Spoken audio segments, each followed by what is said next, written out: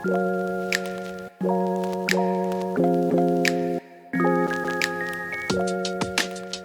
ัสดีค่ะมิวเน่ค่ะเรเน่ค่ะ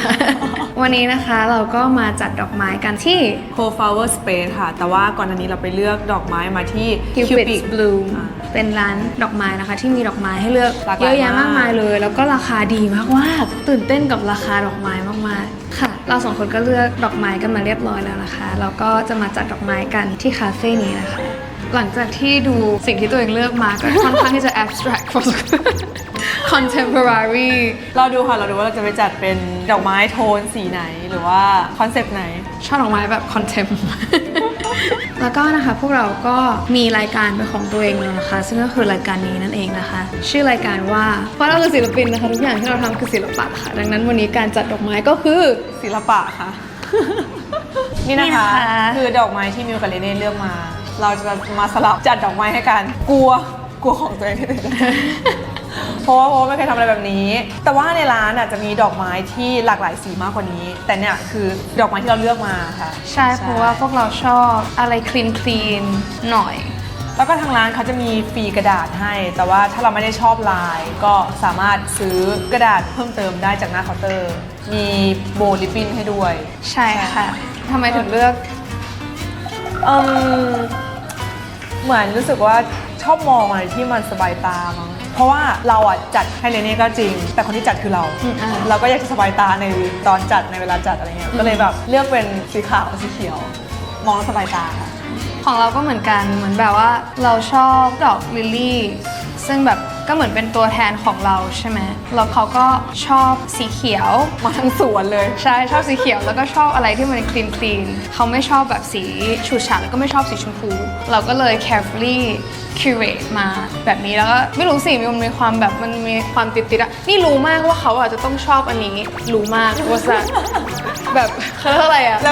แล้วก็เดินไปทักพอดี like I knew you would like this one อ่ะแล้วเขาก็เดินมาทักพี่แบบเฮ้ยอันนี้น่ารักมากเลยเหมือนand I'm like yeah ใช่ค่ะเรามาดูกันว่ามันจะเหมือนในหัวหรือเปล่าใช่เพราะในหัวคิดไว้แบบน่าจะต้องออกมาแบบนี้อะไรเงี้ยใช่เราว่าเรามีภาพในหัวแล้วก็มีอยู่ใช่แต่ก็มีอยู่แต่ก็มาดูว่าจะจัดได้ตามภาพในหัวหรือเปล่าเธอร้านนี้มันมีความแบบว้าอันนี้มันมีความแบบดูดิประหลาดอ่ะมันวิมสโกมัน weird มันมีความแบบประหลาดเราชอบน่ารักดีใช่เราเห็นความสวยงามในตัวน้องมาไปจัดกันดีกว่าโอเคค่ะ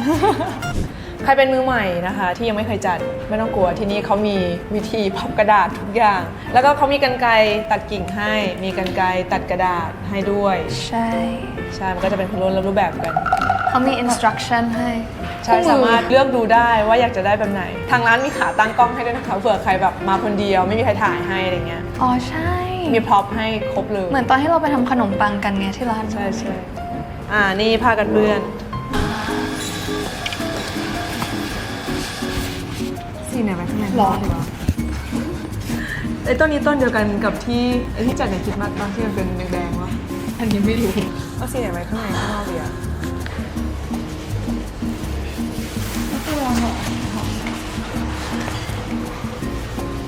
อาจจะใช่ยูเอาสีอะไรมาข้างนอกดีอะเขาข้างในไหมมันดูเหมือนสิ่งที่ควรจะเป็นอะก็เนี่ยกระดาษนี่สวยอ๋อเหมือนกันไม่มีใบมันจะไม่ดีกว่าอ๋อน้องควรจะอยู่ฝั่งนี้นี่หว่า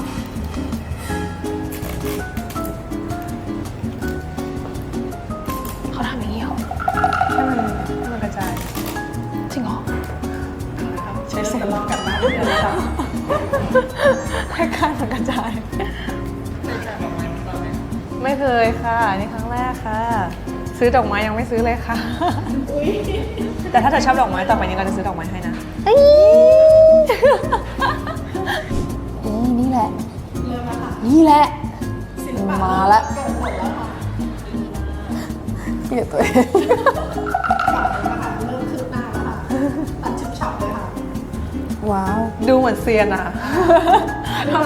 ทำทรงเหมือนเซียนทำเซียนเหมือนเรียนมาสาระไม่น่ารู้วันนี้คือเราใส่เสื้อผิดด้านแล้วเราก็แต่คนไม่ค่อยรู้ชื่อดอกไม้อะ embracing รู้แต่แบบดอกไม้เบสิกอะกุหลาบนั่นสิ Chat GPT นี่คือดอกอะไร เราจะเรียกว่าน้องวิมสโกเห็นไหมน้องวิมสโกไม่ควรมีใบองุ่นอะไรเลย A few moments later. ท่าดาม งานของเรานะคะ งงไหมงง เพราะมันคือ modern contemporary นะคะ สวยไหม บริบทของนางก็คือศิลปินค่ะ เลยมีความแบบศิลปินเหมาะกับคามิล อันนี้ก็เหมาะกับเน่ใช่ไหมล่ะ มันจะมีคีย์เวิร์ดหนึ่งจะพูดใส่ คีย์เวิร์ดคืออะไร พอทำดอกไม้แล้วนี่คิดถึงอะไรรู้ปะ คิดถึงอะไร ดอกไม้สวยๆก็ต้องคู่กับสกอตสวยๆจำได้ปะเอาเราให้ อ๋อในบทอะนะ ใช่ ดอกไม้สวยๆเหมือนเลย นี่ทำให้สิตาหรือทำให้เลเน่คะ ทำให้เน่ค่ะนี่โบมีโบ2 อันด้วย อันนี้เป็นมิวมาก modern contemporary สุด ลองคอมเมนต์มาว่าแบบ ศิล สวย ปิน ไหม สุดๆ ชอบกันไหมคะ ๆคือในหัวตอนแรกจะทำแบบเขาเรียกว่าอะไรอะแองโก้แปลกๆอะไรอย่างเงี้ย แต่ว่าแบบมันทำไม่ได้อะเพราะว่าด้วยความที่แบบดอกไม้มันเป็นเขาเรียกเป็นช่อเนาะ มันเป็นกำแล้วเหมือนแบบกระดาษ มันเหมือนแบบมันเป็น 2D อะแต่ดอกไม้มันเป็น 3D อะเราก็เลยขยับแล้วเราก็แบบเฮ้ย work ถ้าเราให้เลเน่ให้คะแนนเท่าไหร่ 10เพราะเราลำเอียงเราล็อกมง เฮ้ยเรามีความคล้ายกันนิดนึงเพราะว่าเราก็เอาน้องคนเนี้ยมาทำเป็นเลเยอร์เหมือนกันข้างในเห็นปะแบบข้างในมันจะมีน้องเป็นแบบเรียงๆเหมือนกันเลยเห็นปะเราเหมือนกัน แล้วไอช่อนี้มันสามารถบานได้อีกปะ มันมีวิธีอะเราเคยเห็นใน ไม่ดิถ้ามันจะบานเราต้องเอา ไปทำเป็นเจกัน ตัวตรงก้านมันต้องไปแช่น้ำใช่ปะ จัดใช่ มันถึงจะบานให้เต็ม10ค่ะ ให้เต็ม10 ให้เต็ม10เหมือนกันเมื่อกี้นั่งคิดว่าแบบเฮ้ยเราสามารถทำอาชีพนี้ได้ไหมนะหอบแบบคิดไปอาชีพเสริมจัดดอกไม้ นี่แบบแอบเหลดูใช่ไหมเขาแบบเป็นคนแบบเหมือนรู้แล้วเวลาทำอาหารอะเขาต้องเป็นคนที่แบบทำไปเก็บไปอะ เฮ้ย อุปกรณ์น้อยอะ โอ้ my god อุปกรณ์น้อยทำไปเก็บไปอะ ใช่ แต่แบบในขณะที่เราอะเป็นคนที่อุปกรณ์เยอะแล้วก็แบบ แล้วก็จะเก็บทีเดียวใช่ไหม แล้วก็ จะกระจาย เก็บทีเดี ก่ ย อ วน ใช่นี่เป็นคนทำไปเก็บไป ใช่ปะ ใช่ทำไม่เสร็จแล้วค่อยเก็บไม่ใช่จะทำไปเก็บไปอันนี้จริงๆ ใช่ปะ ใช่ เพราะแบบยูดูเป็นคนแบบมันจะ apply กับทุกอย่างอะเราว่านะความคิดส่วนตัว เพราะเหมือนแบบของเราเนี้ยเราแบบปะทุกอย่างกระจายเคยเห็นแบบเหมือนแบบในแบบมอนทาจแบบมันเหมือนแบบในหนังที่เหมือนแบบทำแบบ เข้าใจอุ๊ย การจัดดอกไม้ก็สามารถบ่งบอกนิสัยเราได้เหมือนกันเนาะเขาอะไร behavior สุดยอดก็เราจัดดอกไม้เสร็จแล้วนะคะ แต่ว่าวันนี้ภารกิจเรายังไม่ได้หมดแค่นี้ เรามีไปอีกร้านหนึ่งเห็นเขาบอกว่าจะพาไปกินขนมพาไปกินน้ำหรืออะไรไม่รู้ ใช่ แล้วก็เราก็จะไปนั่งคุยกันค่ะ ไปดูว่าเรามีกิจกรรมหรือว่าอะไรทำต่อจากนี้ ใช่ทุกคนติดตามนะคะว่าเราจะไปทำอะไรกันต่อ ที่ไหนอะไรยังไงนะคะ ไปกันเลย ไป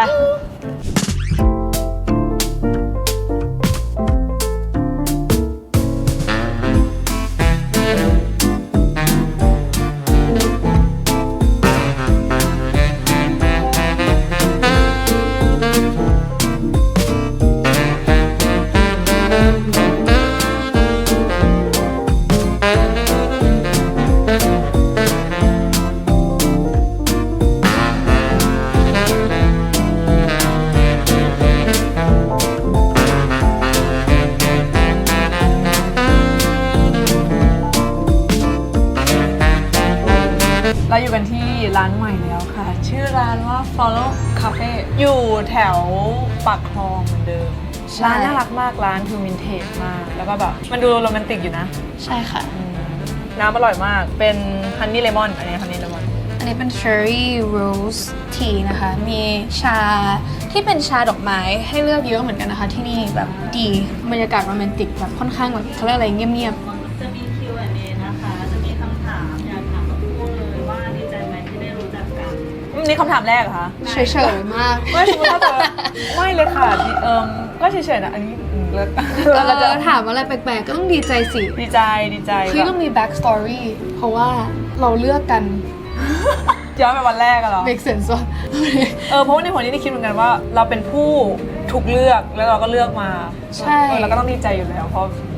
เพราะว่าเราคัดสรรมาเองกับมือ ดีใจรู้สึกว่าได้คนดีๆ เพิ่มเข้ามาในชีวิตคนหนึ่ง เลือกคนดีๆนะแบบคนดีๆนะเพื่อนในชีวิตคนหนึ่ง แล้วมีเหตุการณ์ไหนไหมที่แบบเป็นเหตุการณ์ที่รู้สึกประทับใจของทั้งคู่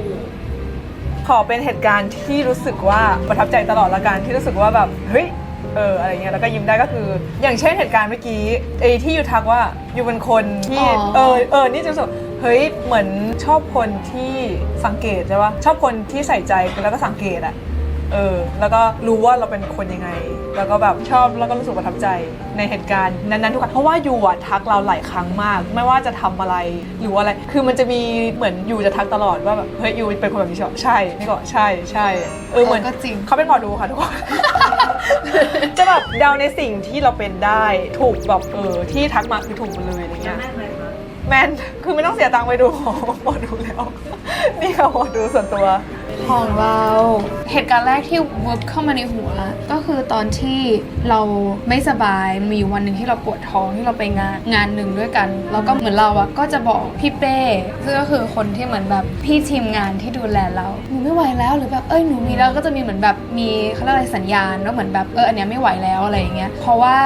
ปกติเท้าความคือเราเป็นคนที่แบบคือเลเวลความไหวอะมันหายมากๆแล้วถ้าเกิดเราบอกว่าเราไม่ไหวอะคือ I'm มันสุด about แล้ว to like knockต้องแบบไอ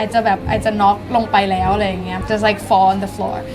แล้วคราวเนี้ยเหมือนแบบเราก็ส่งสัญญาณนั้นให้พี่เป้วันนั้นแล้วพี่เป้ก็แบบรู้แล้วก็แบบยกเราแบบเข้ามาในห้องน้ำแล้วเราก็ไปเหมือนแบบนั่งอยู่ในห้องน้ำเพราะด้วยความที่มันเป็นงานเราไม่สามารถที่จะแบบเป็นล้มตึ้งกลางผู้คนได้เราก็อยู่ในห้องน้ำแล้วเหมือนแบบเราก็ไม่ได้บอกมิวว่าเราเป็นอะไรเราก็ไม่ได้บอกเขาเพราะว่าเขาก็อยู่กับเพื่อนเขาเราก็เหมือนแบบไม่ได้อยากจะแบบ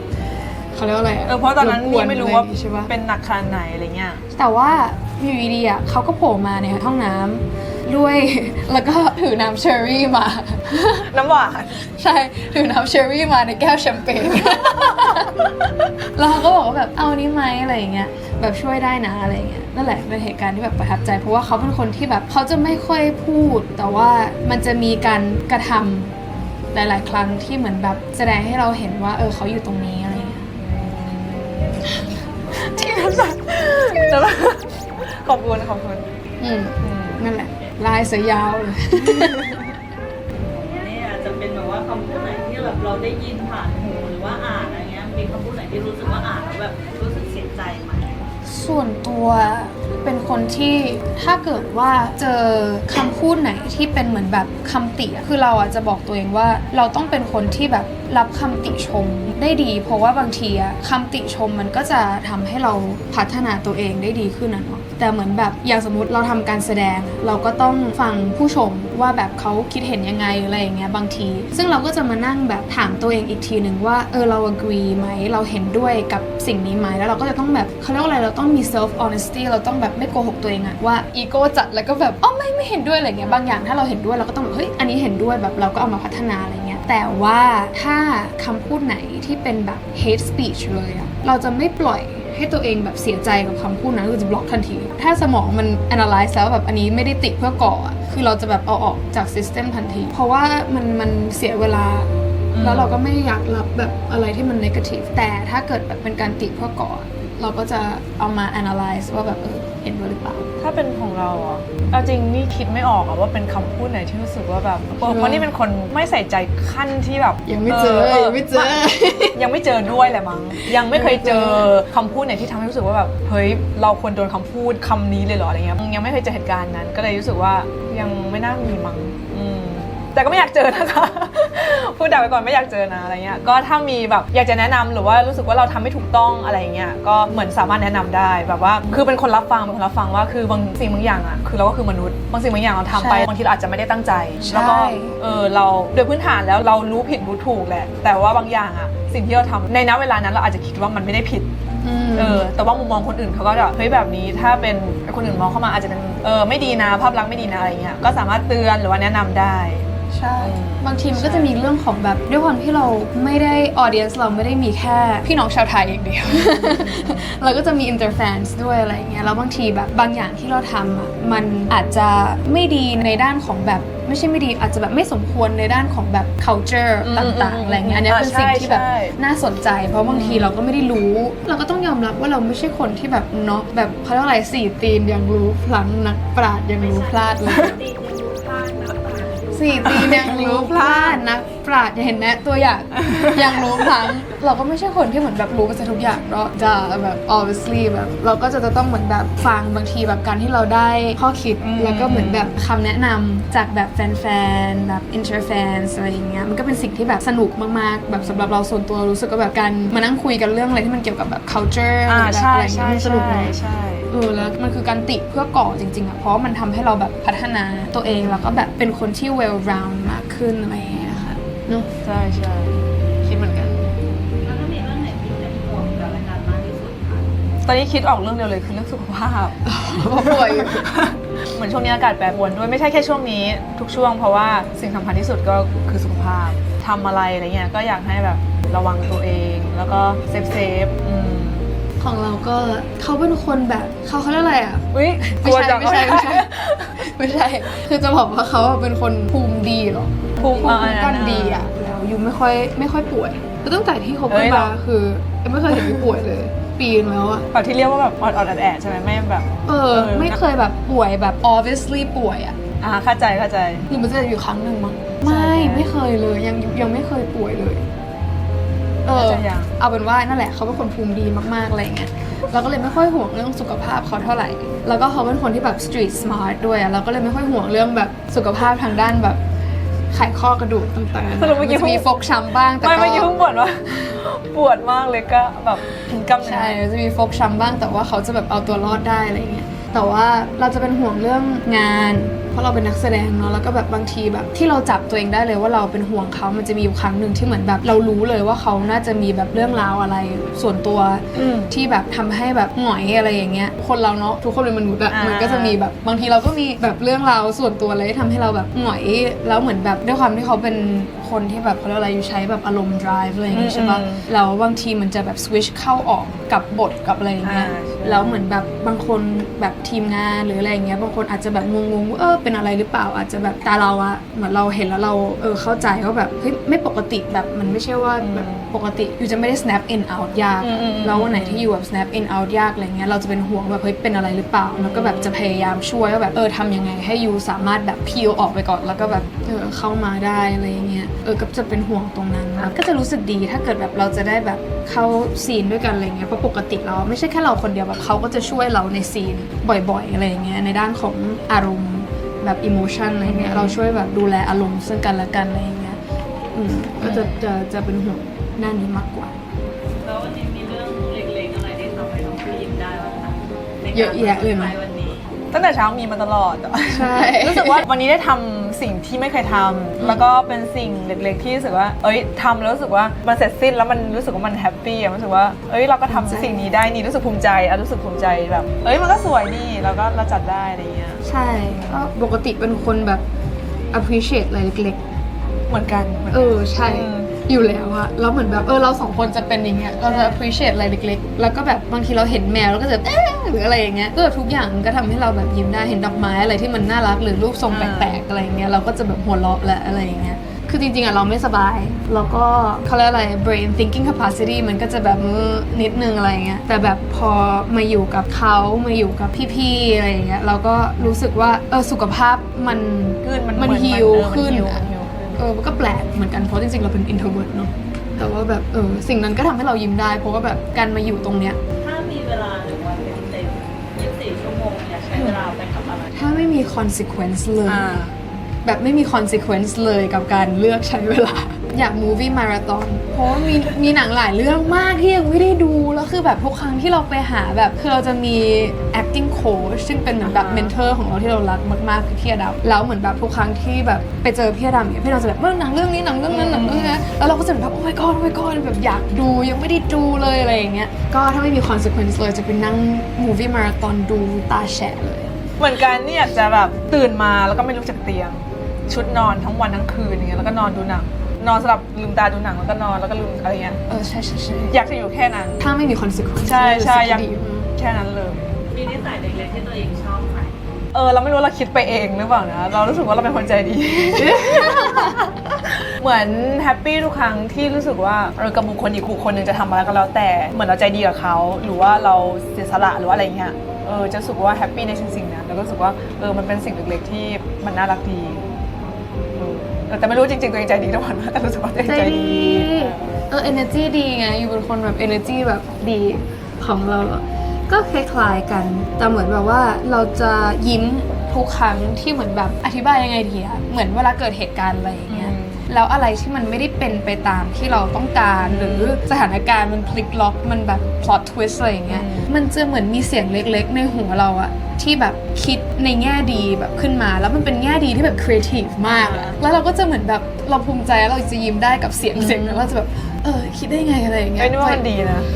but that's cute เลยเนาะแล้วแบบเราก็จะรู้สึกชอบสิ่งนั้นอะของเราเพราะบางทีอะไอการ twist ไปแง่บวกนั้นอะมันเป็นอะไรที่แปลกแล้วก็แบบมันจะถามตัวเองก็แบบคิดได้ไงอะบางทีมันคิดไม่ออกนะแบบว่า ใช่ แต่อารมณ์เหมือนเป็นฟีลเหมือนแก้ปัญหาในสิ่งใช่อะไรอย่างเงี้ย แล้วมัน creative มากแล้วเราชอบมากแบบเราชอบตรงนั้นมากเพราะมันทำให้เราแบบอารมณ์เสถียรไม่แบบเหวี่ยงนั่นแหละ นั่นนิสัยแปลกอะไรที่ตัวเองคิดว่าคนอื่นยอมรับไม่ได้แต่ตัวเองยอมรับได้ ไม่มี เหรอจริงเหรอ มี คือเราอะถ้าย้อนไปต้นคลิป คือจะเห็นว่าเราเป็นคนที่แบบดีเทลมาก ใช่ ซึ่งหลายๆคนน่ะจะคิดว่าแบบบางทีคนที่ทำงานกับเราอะหลายๆคนจะคิดว่า perfectionist บ้างแหละหรือว่าเครียดบ้างแหละหรืออะไรอะแต่คือจริงๆไม่เลยอธิบายยังไงดีอะเพราะเหมือนแบบข้างในอะคือหน้าเราอาจจะดูเครียดแล้วก็ดูแบบดีเทลแบบเนียบมากอะแต่เราสนุกมากแบบข้างในอะเหมือนกำลังเพ้นอะไรบางอย่างอยู่อะมันแบบมันสนุกมากแล้วเราจะชอบแบบติ๊ดอยู่ของตัวเองคนเดียวอะแต่คือจริงๆไม่ได้เครียดเลยแต่ว่าคนจะไม่เชื่อว่าไม่เค คน รี อื่ ยด นตัดสินจากสีหน้าใช่ไหม ใช่แต่คือจริงๆไม่เครียดเลย อย่างเวลาเราแสดงอย่างเงี้ย เวลาเราอยู่ในกองใช่ไหม บางทีแบบ randomly อ่ะเราจะขอดูมอนิเตอร์ ซึ่งบางคนอ่ะจะเข้าใจว่าเหมือนแรกๆอย่างเงี้ยพี่ติ๊กก็จะเข้าใจว่าแบบเฮ้ยยูแบบยูห่วงสวยหรือเปล่าเขาจะเป็นห่วงอะไรอย่างเงี้ย แต่เหมือนจริงๆอ่ะเปล่า กับสิ่งที่เราดูอ่ะคือเราจะดูว่าแบบตาเราอ่ะมัน express อารมณ์มาได้แบบถึงที่เราแบบต้องการหรือเปล่า หรือบางทีแบบตาเรามันแบบตาขาวเยอะไปหรือเปล่า ถ้าตาขาวเยอะไปคนดูมันจะอึดอัดอ่ะ แบบคนดูจะแบบมันมีอะไรแบบไม่ถูกต้องในซีนนี้หรืออะไรอย่างเงี้ยเราก็จะเหมือนแบบดูเพื่อที่ถ้าเกิดผู้กำกับให้ถ่ายอีกรอบนึงอ่ะมันจะได้ correct ตรงนี้ให้มันเหมือนแบบ expressive มากขึ้นหรือแบบตาขาวแบบน้อยลงตาดำกลับมามากขึ้นซึ่งเป็นอะไรที่แบบเล็กๆน้อยๆที่เราไม่อธิบายให้ใครฟังนะเข้าใจแต่ว่าแบบบางทีมันจะเป็นอะไรที่แบบแปลกอ่ะแล้วแบบมันจะเป็นสิ่งที่คนไม่ได้คิดว่ามันคือสิ่งนั้นอ่ะคนจะคิดว่าแบบดูนู่นหรอดูนี่หรอแต่คือจริงๆมันเป็นอะไรที่แบบวิวคิดไม่ถึงหรอกแล้วมันเป็นเรื่องที่แบบ weird อะมันเป็นเรื่องที่แปลกมากแต่ว่าแบบเราสนุกมากสนุกกับการดีเทลจัดของเราสุดๆไปเลยละคิดไม่ออกอ่ะไม่รู้ว่านิสัยแปลกที่เรามีอย่างหนึ่งที่เราเคยพูดไปแล้วว่ายูจะมีความ specific อะไรบางอย่างที่เหมือนแบบอย่างไม่กินโยเกิร์ตหรือว่าแบบชอบ texture ของอันนี้ไม่ชอบ texture ของอันนี้บางคนอาจจะมองว่ามันแปลกชอบ cutting อันนี้ไม่ชอบ cutting อันนี้อะไรเงี้ยโดยที่ไม่มีเหตุผลอะไรรองรับ คือเป็นเหตุผลทางคือติดแตกอะใช่ปะก็แค่ไม่ชอบซึ่งเราอะชอบเราว่ามันมีคาแรคเตอร์มากว่ามีเป้าหมายอะไรในอนาคตอยากทำผลงานออกมาให้ดีที่สุดเหมือนวันนี้ที่เราจัดดอกไม้ใช่ไหมแล้วเราก็แบบดูช่อที่เราจัดแล้วเราก็แบบภูมิใจแฮปปี้อยากรู้สึกแบบนั้นอะกับทุกๆงานแสดงที่เราจะกำลังจะถ่ายทำในปีนี้ในอนาคตก็อยากจะมานั่งดูผลงานตัวเองแล้วรู้สึกว่าแบบเฮ้ยตอนนั้นเราทำดีแล้วก็รู้สึกไม่เสียดายอะไรเงี้ยอยากจะมีความรู้สึกแบบนั้นแล้วก็ขอให้ตัวเองภูมิใจกับตัวเองไปตลอดถึงอนาคตในวันข้างหน้าเลยKeep this energy Keep this energy จะเป็นคนที่ดีกว่าเดิมขึ้นทุกๆวันแล้วก็คัดสรรแต่คนดีๆเข้ามาในชีวิตไม่ว่าจะเป็นเพื่อนไม่ว่าจะเป็นทั้งแฟนๆก็ขอให้มีแต่คนดีๆเข้ามาในชีวิตถ้าสามารถเขียนโน้ตให้กันและกันในอนาคตได้อีก10 ปีอยากบอกอะไรกัน5 ปีก็ได้เขาลดให้ตั้ง5 ปีของเราสั้นมากเลยเราก็สั้นจริงเหรอเราว่าสั้นที่ได้ใจความเลยเหมือนกันเฮ้ยอย่าพูดเลยอย่าพูดก่อน We made it ให้นี่พูดก่อนหรอเราจะพูดไม่พูดแล้วพูดว่าอะไรนะ We made it แปลว่าแบบแค่แบบ We made it เย้อะไรอย่างเงี้ยเพราะว่าเหมือนแบบเราเคยอ่านแบบตอนเด็กๆอะเคยเหมือนไปเจอแบบไม่แน่ใจว่าคืออะไรน่าจะเป็นเหมือนแบบวิดีโอของใครสักคนแบบบอกว่าแบบone day I wanna be able to say this like phrase to myself and then like that person was like I made it I want to be able to say I made it แบบ fully แบบในแบบที่มันมีอยู่หมายความอย่างนั้นจริงๆอะว่าแบบ I made it แล้วแบบไม่ว่าแต่ละคนมันจะมีเจตนาในการทำอะไรบางอย่างที่ไม่เหมือนกันเนอะแต่แบบไม่ว่าเจตนานั้นจะคืออะไรอะอยากให้ในอีก5 ปีข้างหน้าเราทั้ง2 คนอะสามารถใช้คำว่า I made it we made it ได้ที่แบบตรงกับเจตนารมณ์ที่เราแบบเริ่มทำสิ่งนี้ ของนี้ใช่ไหมนี่แค่รู้สึกว่าเราก็เป็นมนุษย์อะเนาะเราปฏิเสธในสิ่งที่เราจะเจอไม่ได้อยู่แล้วในแต่ละวันอะไรเงี้ยนี่ก็อยากจะบอกอยู่ว่าถ้าอยู่มีความสุขไม่ต้องนึกถึงเขาก็ได้แต่ถ้าเมื่อไหร่ที่อยู่แบบแซดอะให้นึกว่ายังมีเราอยู่ แค่นั้นเลยขอฝากถึงแฟนคลับเลยนะคะคลิปนี้เราจะออนเป็นช่วงใกล้วันวาเลนไทน์อยากบอกอะไรกับแฟนคลับบ้าง ไหนๆก็ร้องแล้วก็ร้องไปเลยละกันล่ะ เดือนแห่งความรักมันมีหลายรูปแบบนะคะครอบครัวคนรักที่เป็นแบบแฟนหรือว่าเป็นพี่เป็นน้องเป็นเพื่อนอะไรเงี้ยความรักคือสิ่งสวยงามการถูกรักหรือการรักใครอะไรเงี้ยมันเป็นสิ่งที่ทุกคนคือต้องการที่จะถูกรักปะถ้าเราถูกรักเราก็แฮปปี้อะอะไรเงี้ยก็เลยรู้สึกว่าอยากให้ทุกคนรักกัน